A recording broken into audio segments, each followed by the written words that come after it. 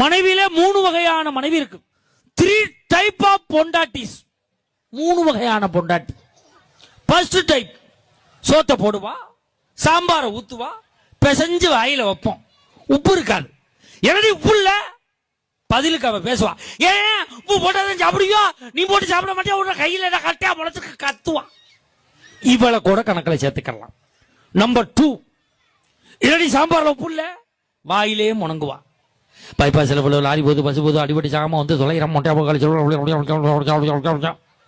இவளையும் கணக்கில் சேர்க்கலாம். நம்பர் 3, இவதான் கொஞ்சம் டேஞ்சரான ஆள். என்னடி சாம்பார்ல உப்பு இல்ல, பதிலே பேச மாட்டா, இப்படி பருபருன்னு முழிப்பா.